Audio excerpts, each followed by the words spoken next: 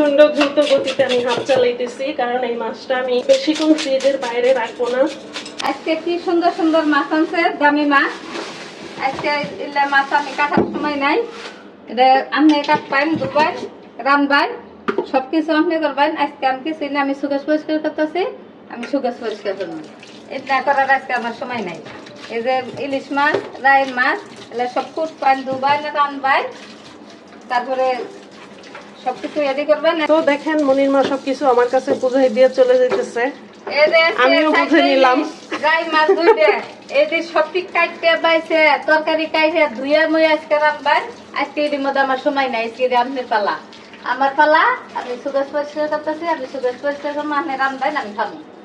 আজকে আমার এটাই আজকে আপনি করে দিয়ে সবকিছু ঠিক আছে, আপনি যান, আমি এখন মাছ ধোয়াধুয়ি কাটাকুটি করি। ইলিশ মাছগুলো একদম তাজা, চিকচিক করতেছে, রূপার মতো রূপালি ইলিশ। প্রথমে আমি আইর মাছটা ধুয়ে নিব, দিয়ে দিলাম লবণ, একদম বেশি করে লবণ দিয়ে মাছগুলো আমি সুন্দর করে পরিষ্কার করে নেব। এই যে আইর মাছ ধোয়া শেষ, একদম আয়নার মতো ঝকঝকে করে ফেলছি, ঝকঝকে।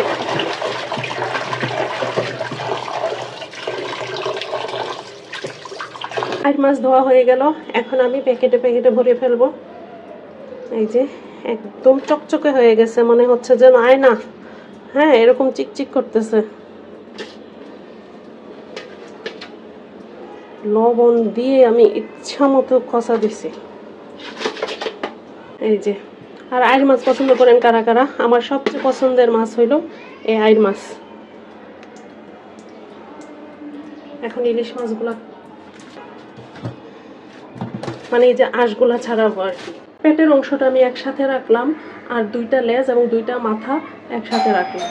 এটা লাউ দিয়ে রান্না হবে, আর এইটা সম্ভবত ভুনা হবে। এই যে প্যাকেট করা হয়ে গেল, এখন ফ্রিজে রেখে দিব। আর মাছ ধোয়া শেষ, এখন আমি ইলিশ মাছের আঁশ ছাড়িয়ে নিব। এই যে আঁশগুলো প্রথমে ছাড়িয়ে, তারপরে আমি এগুলা শুধু মাথাটা কেটে সুন্দর করে পরিষ্কার করে ফ্রিজে রেখে দিব। পুরা মাছটা আমি কাটবো না, কারণ ইলিশ মাছ পুরা কাটলে ইলিশ মাছের স্বাদ ঠিক থাকে না। অনেকে আঁশও ছাড়ায় না, পুরো এইভাবেই ইলিশ মাছটা আস্ত প্যাকেটিং করে ফ্রিজে রেখে দেয়। আমার আবার ওইটা একটু ঝামেলা মনে হয়, কারণ রান্না করার সময় বের করে তারপর সেটাকে পরিষ্কার করে খাওয়া একটু ঝামেলা মনে হয়। আর পরিষ্কার করেই থাকলে তখন আমার রান্না করতে ইজি হয়। মাছগুলো আমি পিস পিস করবো না, কারণ যখন রান্না করি তখন আমি একটা একটা করে মাছ বের করে পিস পিস করে নেব। ইলিশ মাছ পরিষ্কার করতে বেশি সময় লাগে না আমার, দ্রুতই আমি মাছ পরিষ্কার করতে পারি। কিন্তু এটাই যদি আমি আবার মানে কাটা বাছার ক্ষেত্রে আমি সবকিছু দ্রুত করতে পারি।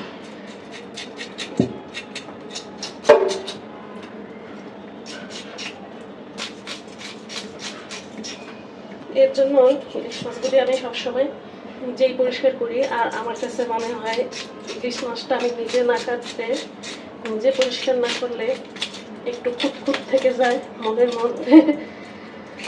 এই যে এটা পরিষ্কার হয়ে গেল, এভাবে আমি সবগুলি পরিষ্কার করে নিব।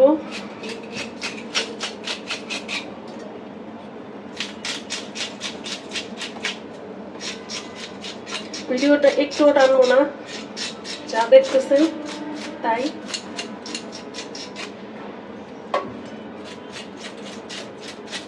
প্রচন্ড দ্রুত গতিতে আমি হাত চালাইতেছি, কারণ এই মাছটা আমি খুব বেশিক্ষণ ফ্রিজের বাইরে রাখবো না। যত দ্রুত সম্ভব পরিষ্কার করব, তারপর আমার ফ্রিজে উঠাই ফেলতে হবে। এটাও হয়ে গেল।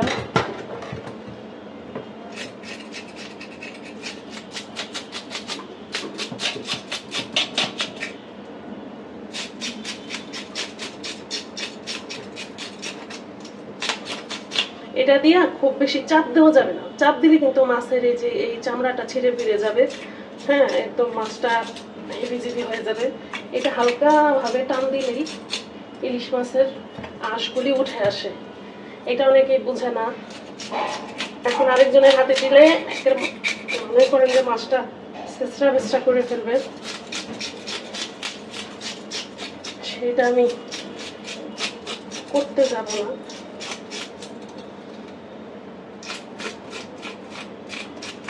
এই যে এটাও হয়ে গেল। ক্যামেরার পিছনে কেউ নাই, ঠিক মতো দেখা গেছে কিনা, ভিডিওগুলো উঠছে কিনা জানি না, যতটুকু উঠছে। এই যে মাছগুলি পরিষ্কার করে ফেললাম। এখন এগুলা আমি ধুয়ে কেটে নিব। ঠিক আছে, এখনকার মতো হাফেজ। এই যে দেখুন কত সুন্দর লাগতেছে। এই মাছটা যদি এখন কাটি, কেটে যদি ফ্রিজে রাখি, তাহলে এই মাছের না ঘ্রাণটা কমে যাবে, হালকা একটু গন্ধ গন্ধ হয়ে যাবে। এর জন্য ইলিশ মাছ সবসময় আস্ত রাখাই ভালো। মাথাটা না কাটাও ভালো, কিন্তু আমি মাথা কেটে রাখবো, কারণ রান্নার সময় ঝামেলা হয়, আর আমার ঝামেলাটা পছন্দ না। রান্নার ক্ষেত্রে যেন ইজি হয়, সেই কারণে আমি মাথাটা কেটে রাখি। আর যেহেতু আমার ইলিশ মাছ এটা খুব বেশি দিন ফ্রিজে থাকবে না, দ্রুতই শেষ হয়ে যাবে, সো আমার প্রবলেম হবে না। কিন্তু যারা বেশি মাছ ফ্রোজেন করেন, একদম আস্ত রেখে দেবেন। এই যে মাছগুলো পরিষ্কার করা শেষ। এখন আমি সুন্দর করে ধুয়েও ফেললাম। এখন শুধু ফ্রিজে ওঠানোর পালা। এই যে মাছগুলো একদম তাজা, নরম না, একদম তাজা। এই যে চোখগুলো একদম ভেসে ভেসে আছে, তাজা ইলিশ মাছ। আজকে রান্না হবে ইলিশ মাছ ভাজা এবং বাঁধাকপির ভাজি। সব মাছ ধুয়ে ফ্রিজে উঠাই ফেললাম, শুধু একটা মাছ রেখে দিলাম ভাজার জন্যে। লেজ আর মাথা ছাড়া বাকি পুরো মাছটাই আমি নিয়ে নিয়েছি।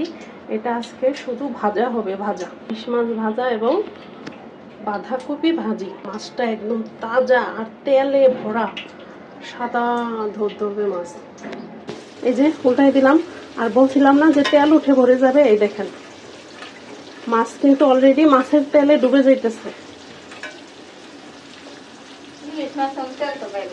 অনেক তেল হয়েছে। এই যে কি পরিমাণ তেল বের হইতেছে।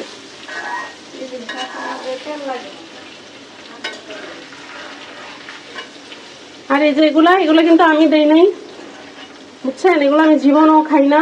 মনিমা করছে এই আকাম সবসময় মনিমাই করে, আমি সবসময় কামের কাম করি। এগুলো আমি দেই নাই।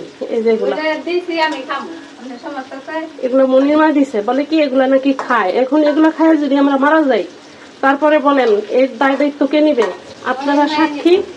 যদি কিছু হয় এগুলা খাইয়া মনিমারে ধরে আপনারা বসিয়ে দেন।